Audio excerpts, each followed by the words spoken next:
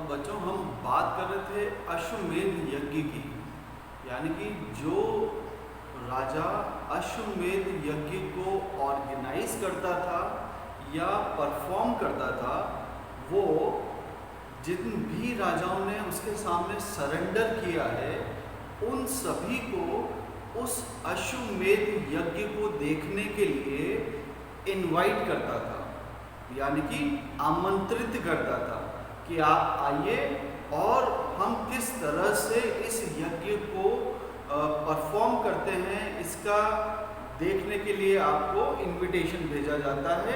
आप खुशी खुशी यहाँ पर आइए।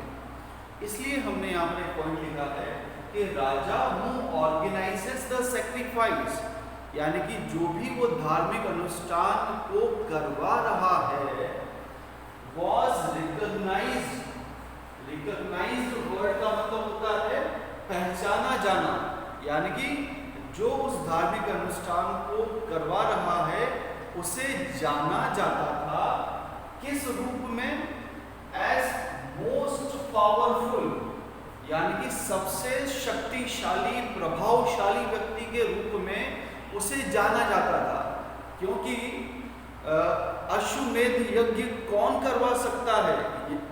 जिसने किसी दूसरे राज्य के राजा को या तो घोड़ा रोकने पर हरा दिया हो या फिर उसे देखकर दूसरे राजाओं ने उसके सामने सरेंडर कर दिया हो, तभी जाकर तो अश्वमेध यज्ञ होगा, वरना अश्वमेध यज्ञ कैसे हो पाएगा? अश्वमेध यज्ञ तभी हो सकता है जब उस यज्ञ को करवाने वाले राजा ने किसी दूसरे राजा को या तो घोड़ा रोकने पर हरा दिया हो या फिर उसके सामने सरेंडर कर दिया हो, तभी कोई राजा अश्वमेध यज्ञ को करवा सकता था।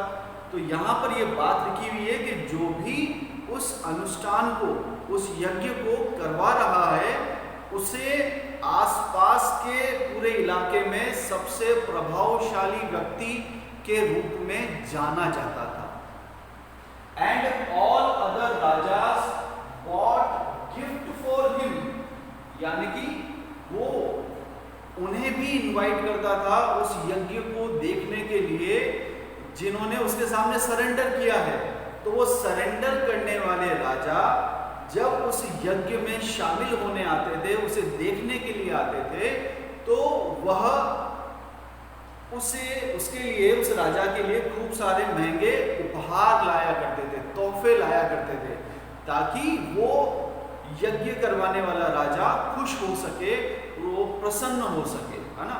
और आने वाले समय में उनके ऊपर कभी भी युद्ध करने की नहीं सोचे, उन्हें मारने के बारे में कोई विचार नहीं आए, इसीलिए उस राजा को खुश करने के लिए वो महंगे महंगे उपहार लाया करते थे।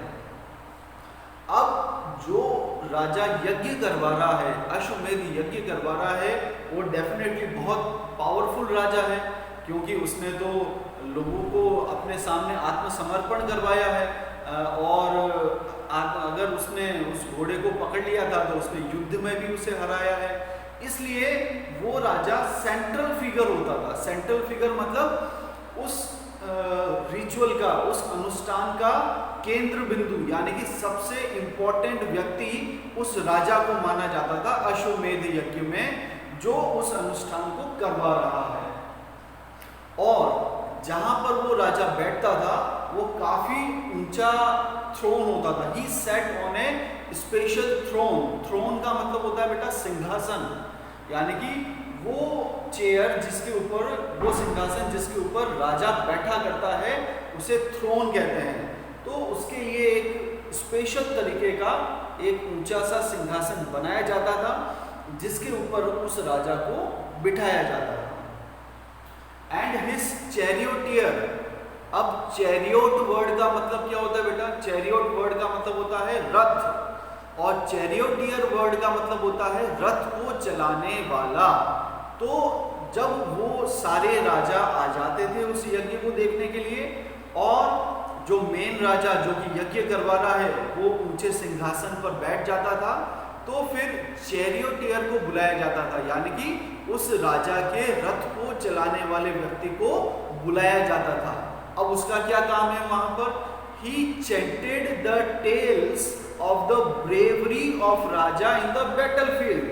मतलब चेंटेड मतलब होता है गुणगान करना, यानी कि वो जो चैरियोटियर है, जो रथ चलाने वाला है, वो डेफिनेटली स्वाभाविक बात है बेटा उस राजा के साथ युद्ध में भी गया होगा, है ना, क्योंकि उस समय पर जो रथ होते थे उन पर राजा बैठकर युद्ध लड़ने के लिए जाया करते थे। तो चैरियोटियर को हर चीज पता होती थी कि किस तरह से राजा ने अपनी वीरता से या अपनी बहादुरी से सामने वाले राजा को हराया है। तो वो चैरियोटियर वहां पर आकर उस सभी भरी सभा में उस राजा के गुणगान करता था, उसकी वीरता का बखान करता था, ताकि वो जितने भी राजा उसको देखने के लिए आए हैं उनके सामने वो अपने राजा की वीरता को बता सके कि हमारे राजा कितने ज़्यादा महान हैं, कितने ज़्यादा पावरफुल हैं, इस तरह से। इसके अलावा द ऑर्डिनरी पीपल, यानी कि जो आम व्यक्ति हुआ करते थे, उन्हें कहा जाता था विश या वेश्य, यानी कि आम जनता, जिसे विश जना या वेश्य कहा जाता है, उन्हें भी उस यज्ञ को देखने के लिए आमंत्रित किया जाता था। And they also brought gifts for the rajas, यानी कि ऑल्सो ब्रॉट गिफ्ट्स, और वो भी अपने राजा यानी कि जो यज्ञ करवा रहा है उसके लिए उपहार लेकर आते थे, यानी कि उसको भी उपहार दिया करते थे, उस राजा को आम जनता उपहार दिया करते थे।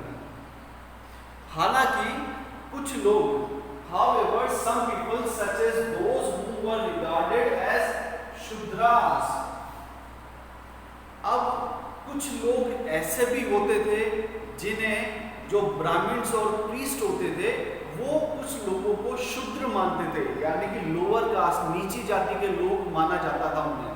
अब ये शूद्रास कौन होते थे? जो कि साफ सफाई का काम करते थे, सर्वेंट्स का काम किया करते थे, या जिन्हें युद्ध में बंदी बनाकर लाया जाता था, जिन्हें कैप्चर करके लाया जाता था, तो उन्हें स्लेव्स या शूद्रास कहा जाता था, है ना, एक नाम दे दिया गया था उन्हें, शूद्रास। तो अब वर्ण सिस्टम में 4 तरह के लोग देख लिए बेटा हमने। एक तो कौन हो गए? ब्राह्मण या प्रीस्ट। दूसरे राजा, राजा कौन है? क्षत्रिय। तीसरा आम जनता, जिसे हमने अभी वैश्य कहा।